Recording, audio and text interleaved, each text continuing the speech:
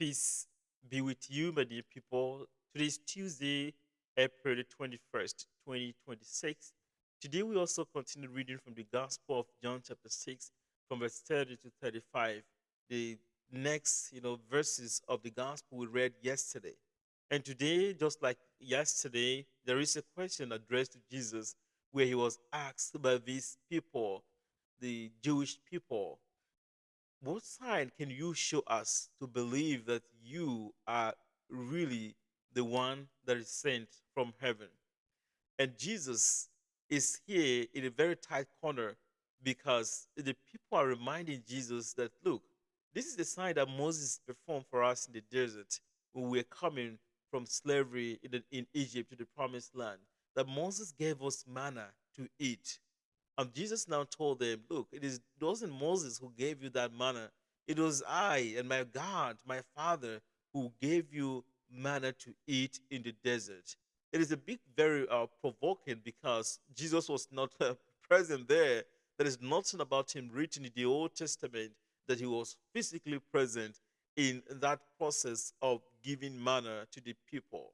So we could see how it could be a bit frustrating how this one who was not even there was claiming to be there. It's like Jesus is lying, right? Because he is speaking of that union with him and God the Father. But dear people, we too, as a believing people, sometimes as these people were tempted to be asking Jesus questions or prove the evidence of that divinity of Jesus, we too can also be tempted to sometimes, ask those questions. But the most significant thing I would like us to remember in today's gospel is complaining when things are not going well with me. You know, when other people are going through some challenges, most of the times we close our eyes to their pain. But the moment that pain touches us, then it feels like, okay, now we can talk about it. It is just like the insecurity, going on in some parts of the world. When someone from your family is not involved, it is as if nothing is happening. It is as if those people being killed is just a number being counted. But the moment someone is counted among these people, then it touches your heart deeply for you to remember that, okay, these are individuals.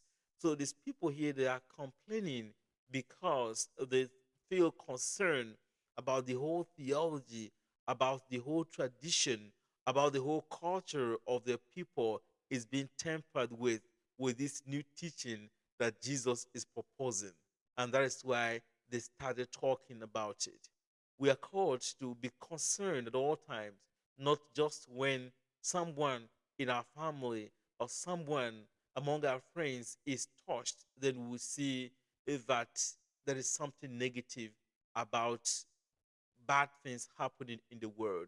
Because when we feel we are one, then no matter what happened, even if we're not related to people that are concerned, that are hurt, we can always be able to show that particular concern. Do have a blessed day. May the good Lord bless you on this day as always. In the name of the Father, and of the Son, and of the Holy Spirit. Amen.